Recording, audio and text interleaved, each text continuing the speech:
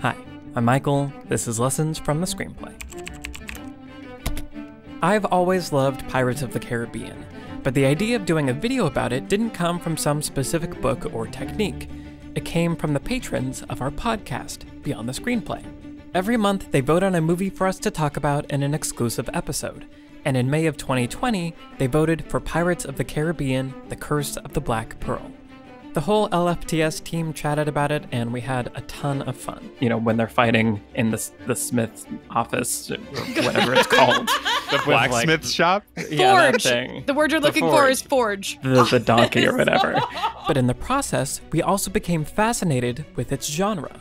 It's kind of interesting because the tone of this movie is there's adventure happening. I am feeling the adventure emotion. Pirates of the Caribbean feels like a classic historical adventure film, providing the audience with all the swashbuckling, exotic lands, treasure, and danger we might expect. But at the same time, the film offers us surprising twists and dark turns that aren't exactly typical of adventure movies. So today, I want to follow the conversation we had on Beyond the Screenplay and break down the crucial rules, or guidelines, of the adventure genre. To see how Pirates not only follows each one, but also uses these elements as fundamental building blocks for the story and character design, and to examine the biggest and most unexpected element that Pirates introduces as a surprise to the audience. Let's take a look at Pirates of the Caribbean, The Curse of the Black Pearl.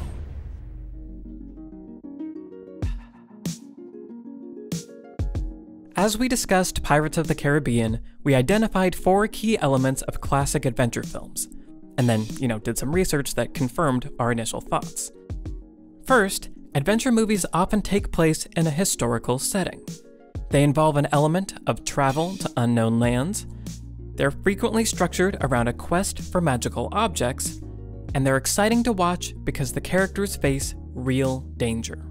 It's pretty obvious that Pirates of the Caribbean fulfills each of these requirements. But part of what makes it such a great example of an adventure movie is that these requirements are not just pasted onto the film's surface. Each element of the genre is a fundamental building block of the script. Let's take a closer look at each of these, starting with the historical setting. I think the real difference between what we would think of as quote-unquote an action movie versus an adventure movie has to do, of course, with technology and like the sort of the time period in which it is set. It's that old-timey thing that makes an adventure movie kind of what it is. The first few scenes of Pirates immediately let the audience orient themselves to the historical period. It's there in the setting, a colonial British port, the costumes the characters wear, and the technology they wield. But the historical element runs deeper than mere set decoration or costuming. It's embedded in the central character's design. When we first meet Will Turner as an adult, we learn that he works as a blacksmith. This profession provides him with some skills that will be handy in the swashbuckling to come, but it also makes him of a lower class. This is the root of Will's primary conflict, the class separation between him and the woman he loves. Will, how many times must I ask you to call me Elizabeth? At least once more, Miss Swan. As always. Similarly, Elizabeth's position as the daughter of the governor of Port Royal creates her central conflict as well. She is expected to dress properly, act politely, and marry someone chosen by her father from her own social class. You have become a fine woman, Elizabeth. But Elizabeth's headstrong personality often causes her to clash with people's expectations, as she refuses to quietly play her social role in this era. Pirate or not, this man saved my life. One good deed is not enough to redeem a man of a lifetime of wickedness. Which in turn propels the events of the plot. No, don't shoot! I knew you'd warm up to me. These aren't simply modern characters with modern problems dropped into a different time period. The historical setting is a designing principle upon which the characters are built. Once those characters are established, they must travel to unknown lands. There's a sort of travel element to a lot of adventure movies where it's like characters need to get from point A to point B, and they're going to run into a lot of locations and characters along the way. Or Star Wars, there's almost always like, now we have to go to this planet or this city. And it's like, yeah, there's still action, but I think that's part of where the adventure kind of element comes in too. Well, yeah, there's like a exploring the unknown. An adventure movie where people don't go anywhere wouldn't be much of an adventure. So Pirates of the Caribbean utilizes travel to transport its audience to many exotic locations. Port Royal, the Black Pearl, the Interceptor and the Dauntless, Tortuga, and of course, Isla de Muerta. But these locations aren't just unknown to the audience, they're also unfamiliar to the main characters. Will hasn't been at sea since he was a child. You are not a military man, you are not a sailor. You are a blacksmith. And in this case, the travel to unknown lands requires Will to make a choice that challenges his morals. Can you sail under the command of a pirate? Or can you not? Elizabeth assumes the pirates are kidnapping her because she's the governor's daughter, but she quickly learns that they want something far more mysterious from her. We accursed men, Miss Turner. So the travel element is a critical part of both plotlines. Will is compromising his strict morality and setting sail with a pirate to rescue the woman he loves. And Elizabeth is being taken to a mysterious island where she'll play an as-yet unknown role in removing a dark curse. Which brings us to a quest for magical objects. Returning a little bit to what you were talking about in terms of how confusing the plot is, it has to do with mechanics, and I mean that in the strictest sense of the word, of what are the actual pieces necessary to make the machine work. You have to have those elements, but not so many that the audience can no longer track with where they are and who has them. Unlike travel or exploration for its own sake, a quest is a long or arduous search for something. The central plot of Pirates of the Caribbean is propelled by the pirates' quest for the gold medallion. It's what draws them to Port Royal and prompts them to kidnap Elizabeth. And it's what later makes them pursue Will, as it turns out his blood is the second magical object they need to lift the curse. But it's not just the central plot that's built around a quest. Both of the film's subplots are also quests. In the first half of the film, Will sets out on a quest to rescue Elizabeth. How far are you willing to go to save her? I'd die for her. Oh, good.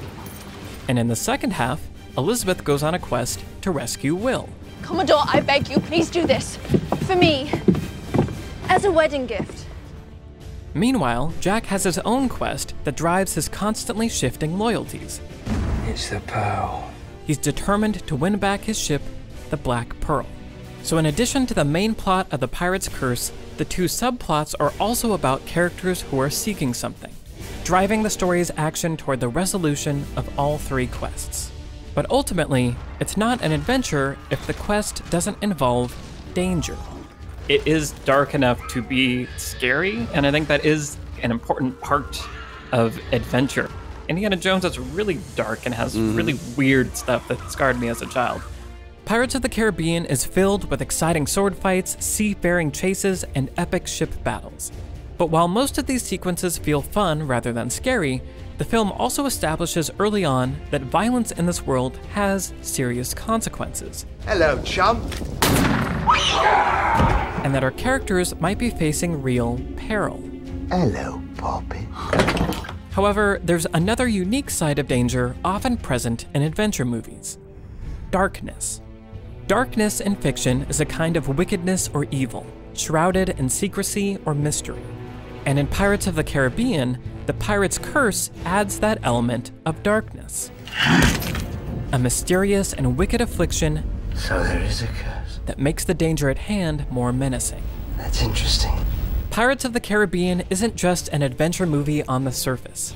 Adventure is in its bones.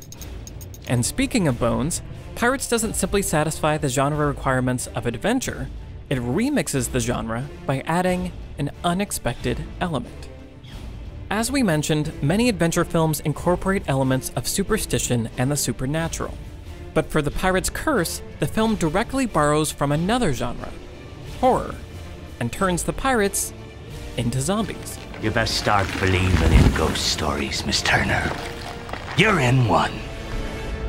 And just as with each of the adventure elements, the film fully commits to this horror convention by making the undead pirates a critical aspect of the plot. Because the cursed pirates can't be killed, You've only got one shot, and we can't die. characters use bizarre and surprising tactics to get what they want. You can't. I can. The pirates' quest to free themselves from the curse allows for opportunities to give the antagonists deep personal stakes. For too long I've been parched of thirst and unable to quench it. Too long I've been starving to death and haven't died. And finding the opportune moment to lift the curse is critical to the hero's success. In Pirates of the Caribbean, the zombie pirates aren't just in the story to be scary, gross, or funny. They are the undead heart of its very premise. I feel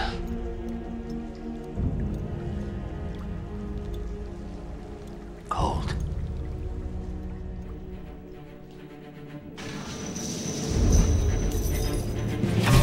We have so few of these in the 21st century. A movie that stands on its own as just a really classic and yet modern adventure film. Pirates of the Caribbean: The Curse of the Black Pearl is a great example of how to use genre conventions as foundational design elements, while remixing the genre with at least one major, unexpected, and spooky element from somewhere else, demonstrating how to take the audience on an adventure-filled ride with the Pirates of the Caribbean. Drink up, me hearty yo-ho. Hey guys, Michael here. The elements of adventure found in Pirates of the Caribbean have their roots in the earliest days of film history. The same is true for science fiction and horror. A fun early example of a film with adventure elements is the 1939 version of The Man in the Iron Mask.